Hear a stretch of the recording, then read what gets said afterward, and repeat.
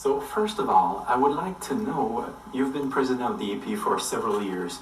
I just would like you to refresh my memory about what was the history of reorientation therapy. When did you start to hear about this new development, and what can you tell me about the first reaction of the AP at that time?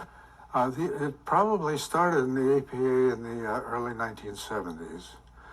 And at that time, the women's movement was in ascendancy and it tended to overshadow the gay rights issue. But the two seemed to meld as they went on. And, there was a time when I couldn't tell the difference between women's rights and gay rights because it involved the same people. The first time it came up, and I was a member of Council. This would have been 1975, because I remember that's when I made the resolution. I made the resolution that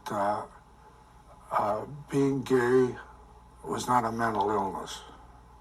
It was characterological. And it passed the Council of Representatives. And that was the first issue that came up. I also said that with that the APA, if it passes this resolution, will also vote to continue research that demonstrates whatever the research demonstrates. Unbiased, open research was never done. Yeah. It was never done. But the resolution that I made in the council did get adopted, and by a wide margin. In that era, the Leona Tyler principle was paramount, that the APA would never take a position publicly that wasn't supported by scientific evidence, that it had to be scientifically demonstrated. And we abided, the presidents in my era abided by the Leona Tyler principle. All of a sudden, things began to change as things became more political than scientific. The Leona Tyler principle, which was never withdrawn, disappeared. In fact, you can't even find it in the annals of the APA. If I didn't have it, it wouldn't exist as far as they're concerned. But no, I had no idea, none of us had any idea that we were talking about open dialogue, research, unbiased, and the gay rights movement in those days didn't have the kind of militancy it has now. I mean, now it's all or none. In the early years, it was more like, let's see what's happening. From your experience, when did you see this change of direction in the APA coming?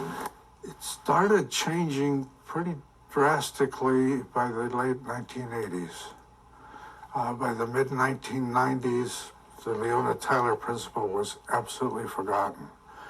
That political stances seemed to override any scientific results.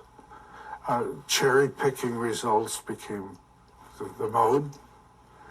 And the gay rights movement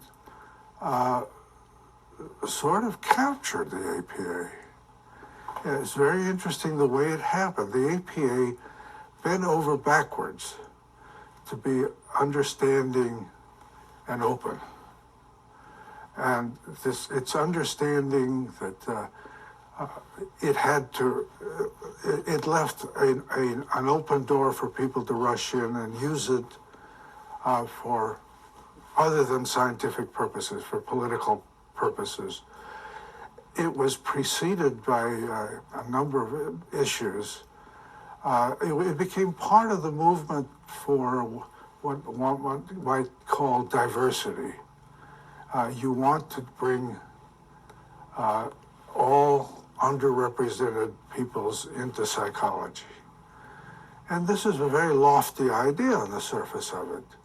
But when it becomes a bias, if I had to choose now, I would see a need to form an organization that would recruit straight white males, which are underrepresented today in the APA.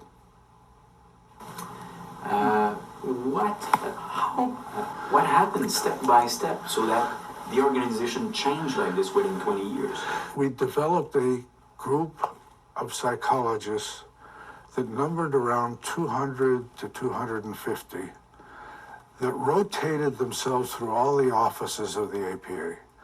When a rule was passed that you couldn't serve more than X number of sessions on consul or on a certain particular office, they would rotate. They would run for another office and then come back to consul. So for years, about 200 to 250 people were running the APA, and they were a very select, inbred group. They were ultra-liberal, and anything that wasn't ultra-liberal was anathema. So that things like questioning some of the statements about gay and lesbian rights was not being accepted. It became a civil rights issue rather than a scientific issue. Now, I believe in civil rights. I was very active in helping gays be accepted in the APA. To this day, I am not opposed to gay marriage. I know I differ with Narth on some of these issues, but nonetheless, my position is that the person is the one who decides what they want to do with their orientation. And if somebody decides to be gay, I respect that. If somebody wants to marry a same sex, I respect that. But I also respect the right to disagree. And that's not allowed. You only hear one side of the issue. You've been president of the APA for how many years? No, I was president-elect, then I was president-elect, and then I was president, and then I was past president, and then the APA got rid of me. Well, you were president during how long? I was president 79 to 80. Okay. I was on the council of APA starting in the early 70s. I was on the board of directors. In the mid-70s, I was elected president-elect in 77. I don't know what the future is because people are dropping their membership in APA. APA is shrinking. The income that they used to get from the special assessment is dried up. So the APA is going through some real changes at this point. What the future will be, I'm not sure. But the clinicians, for example, are disappointed in that the APA has not done for it what it should have been doing with all the millions of dollars they were collecting all those years. What we need to do is have an open dialogue, no holds barred, and see where the research takes us. Right now, certain research does not get funded. The funding agencies cherry pick what they fund. If we have an open dialogue, we'll be much closer in the next 5 years to a resolution to all of this. But right now, we're in turmoil. If anything, the two sides have stiffened their positions.